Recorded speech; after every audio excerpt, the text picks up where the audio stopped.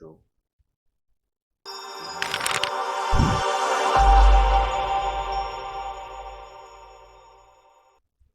Hello students, इस video में CA foundation मई 22 RTP का क्वेश्चन नंबर 13 ये फाइनल अकाउंट्स का क्वेश्चन है। इसमें पहले एक गलत ट्रायल बैलेंस हमें दिया गया है।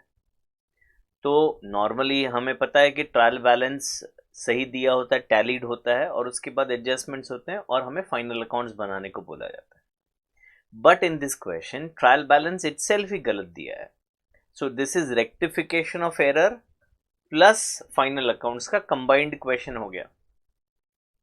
तो अगर आप देखें तो इधर देखिए, डेबिट साइड का टोटल 46,505 है और क्रेडिट साइड का 68,665। तो हमें पहले एक रिवाइज्ड ट्रायल बैलेंस बनाना है और वो रिवाइज्ड ट्रायल बैलेंस बनाने के बाद हमें जो है फाइनल अकाउंट्स बनाना है। तो कैपिटल तो रिवाइज्ड ट्रायल बैलेंस बनाने के लिए जो एक्सपेंसेस होते हैं और जो एसेट होते हैं उनका जो बैलेंस होता है वो डेबिट बैलेंस होता है। एक्सपेंस और एसेट इनका जो बैलेंस होता है वो डेबिट बैलेंस होता है। इनकम और लायबिलिटी इनका जो बैलेंस होता है वो क्रेडिट बैलेंस होता है। एसेट और एक्सपेंस डेबिट, इनकम और लायबिलिटी क्रेडिट। तो कैपिटल ये लायबिलिटी है तो उसका जो बैलेंस है वो क्रेडिट बैलेंस होगा। तो 16,000 क्रेडिट साइड पे सही है। ओपनिंग स्टॉक एसेट है तो डेबिट बैलेंस वो भी सही है 17,500। अब यहां पर क्लोजिंग स्टॉक दिया है। क्लोजिंग स्टॉक बच्चों ट्रायल बैलेंस में नहीं आता है, वो एडजस्टमेंट्स में आता है।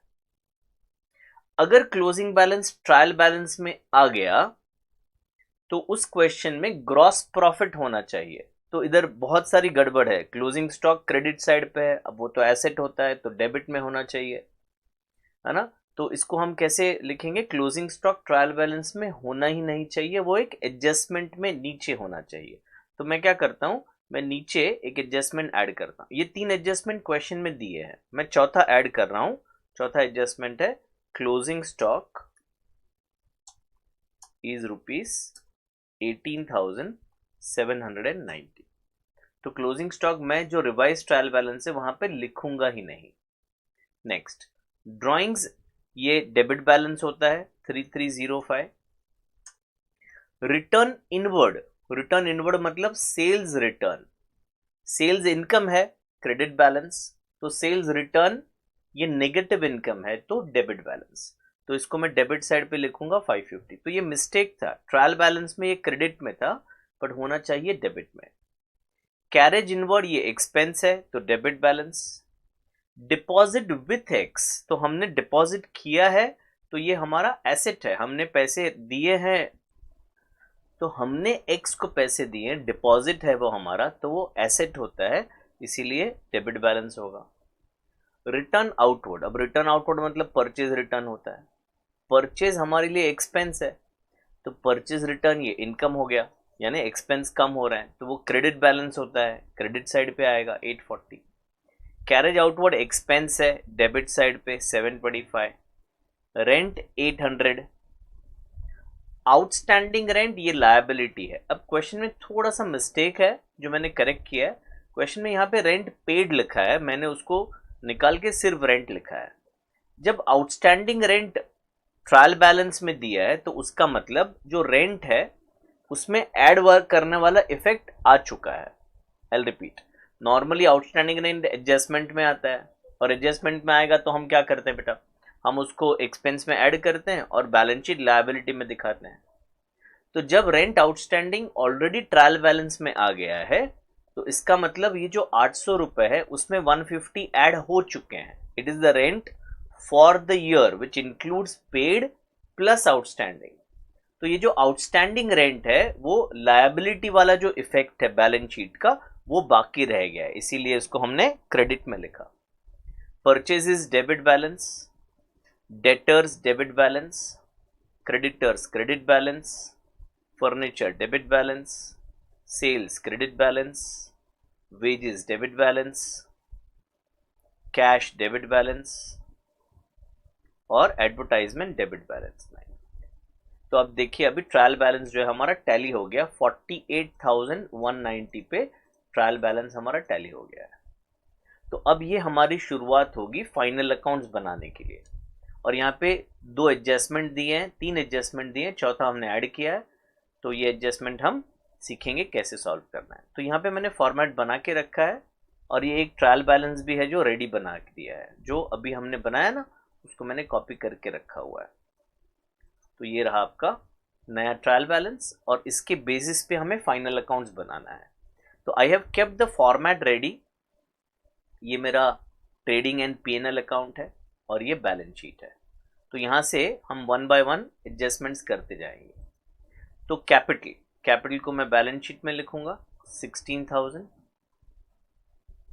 फिर नेक्स्ट आइटम है ओपनिंग स्टॉक, ये मैं ट्रेडिंग अकाउंट में लिखूंगा डेबिट साइड पे 17,500। क्लोजिंग स्टॉक यहाँ पे है ही नहीं, तो जब एडजस्टमेंट्स करेंगे तब देखेंगे। ड्राइंग्स 3305, तो ड्राइंग्स को मैं कैपिटल से लेस करूंगा, so less 3305। As a teacher मैंने बहुत बार देखा है कि बच्चे ना नेगेटिव साइन नहीं करते हैं, ब्रैकेट नहीं करते हैं, तो गलती से घाई घाई में एंड में जब टोटलिंग कर रहे हैं तो वो ऐड कर देते हैं। तो you have to make sure कि जब भी आपको कोई चीज माइनस करनी है तो उसके लिए आप ब्रैकेट बनाइए। तो ये आप ध्यान दीजिएगा कि जब भी नेगेटिव फिगर है तो हम उसको ब्रैकेट में लिखें। नेक्स्ट 550, ये रिटर्न इनवर्ड है। रिटर्न इनवर्ड मतलब क्या बेटा? रिटर्न इनवर्ड मतलब सेल्स रिटर्न, तो उसको मैं इधर लेस 550 कर रहा हूं, sales return. Carriage inward, carriage inward ये मेरा एक्सपेंस है। कैरेज इनवर्ड को ट्रेडिंग अकाउंट में डेबिट करते हैं 1240। नेक्स्ट डिपॉजिट विद एक्स, ये मेरा एसेट है, तो एसेट साइड पर लिखूंगा बैलेंस शीट एसेट साइड पे deposit with x 1500। Next deposit with x 1400 है, 1500 नहीं है। Okay next return outward, return outward purchase return है, तो ट्रेडिंग अकाउंट में परचेजेस में से माइनस कर दूंगा 840। कैरेज आउटवर्ड, कैरेज आउटवर्ड ये गुड्स जब हम बेचते हैं तो हमारी फैक्ट्री से कस्टमर तक पहुंचाने का एक्सपेंस होता है, तो इसे पीएनएल में लिखते हैं। तो कैरेज आउटवर्ड पीएनएल में लिखेंगे विच इज 725। रेंट है उसके बाद 800 रुपीज, तो रेंट पीएनएल में डेबिट करेंगे। आउटस्टैंडिंग रेंट ये लायबिलिटी है, इसका सिर्फ एक इफेक्ट होगा, ये 800 जो रेंट है उसमें ऑलरेडी आउटस्टैंडिंग ऐड कर दिया गया है। जो ट्रायल बैलेंस में चीजें होती हैं उसका सिर्फ एक इफेक्ट होता है, तो 150 आउटस्टैंडिंग रेंट ट्रायल बैलेंस में से लायबिलिटीज में लिख दिया। परचेजेस 13,000, तो ये परचेज में लिखा।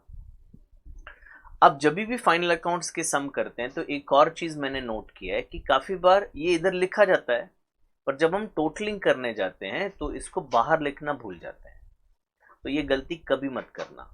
तो जैसे ही आपको पता है कि अभी परचेज वाले सेक्शन में और कोई एडजस्टमेंट नहीं है तो अभी के अभी टोटल बाहर लिख दो। तो 13,000 और 840 को मैं अगर नेट कर दूं तो ये आ गया 12,160। आगे बढ़ते हैं। सन्ड्री डेटर्स 5,000, तो डेटर्स 5,000 लिखा और उसके बाद है ना कम से कम 4 रो ब्लैंक छोड़ दो। जब भी bad debt, provision for doubtful debt का एडजस्टमेंट हो तो 4 रो कम से कम ब्लैंक छोड़ दो। सन्ड्री क्रेडिटर्स में कोई एडजस्टमेंट नहीं है 2200। फर्नीचर 1500, फर्नीचर पे डेप्रिसिएशन प्रोवाइड करना है तो इसलिए मैंने इनर कॉलम में लिखा। फिर सेल्स 29,000, ये 29,000। अब क्या करूं बेटा? सर आपने अभी बताया इसका टोटल बाहर कर दो। ओके तो ये टोटल आ गया बाहर 28,450।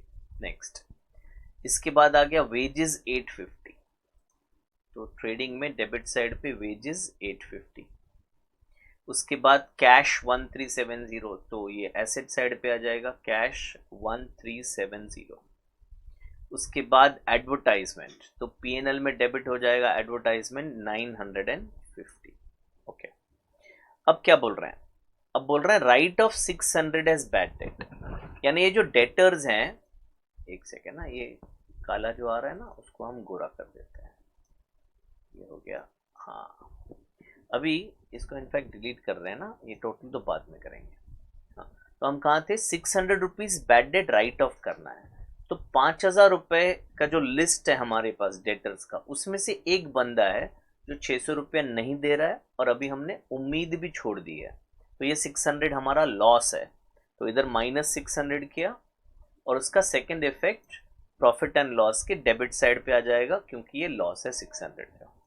अब क्या करूंगा मैं, अब इसका जो बैलेंस है वो मैं इनर कॉलम में ही लिखूंगा, विच इज 4,400। अब वो कह रहे हैं कि भाई ये जैसे इसने धोखा दिया है और भी कोई धोखा दे सकता है, तो 5% का धोखा शायद हमें मिलेगा। कब मिलेगा धोखा, नेक्स्ट ईयर में मिलेगा कि नहीं पता चलेगा। तो 4,400 पे 5% आरडीडी प्रोवाइड करने को कह रहे हैं, तो इस पे 5% आरडीडी प्रोवाइड करेंगे, 220। तो इसका बैलेंस अमाउंट आ जाएगा 4,400 -220 बाहर के कॉलम में।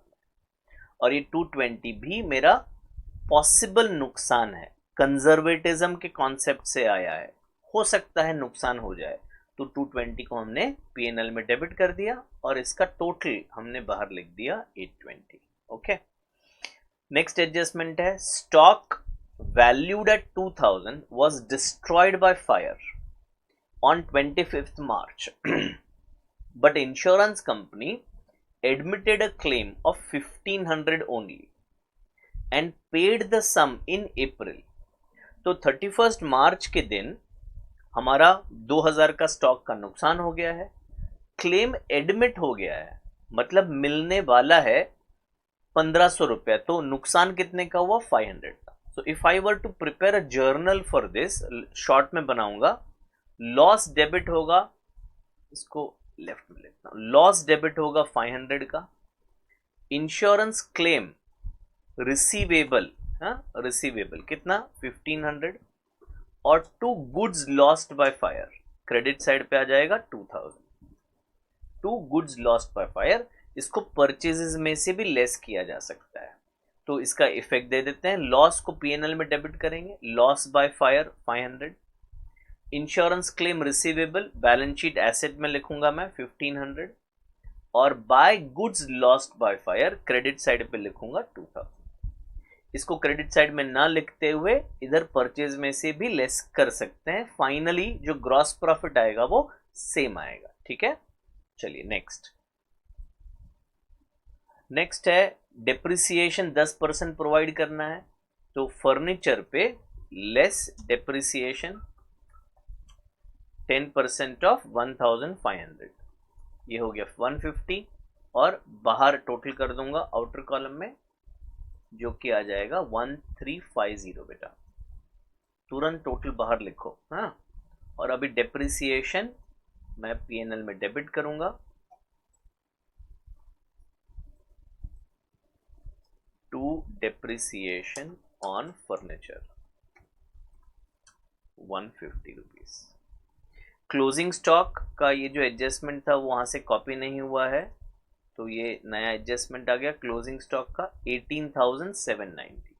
क्लोजिंग स्टॉक के दो इफेक्ट आपको पता है, balance sheet asset 18,790 and trading account credit side पे 18,790।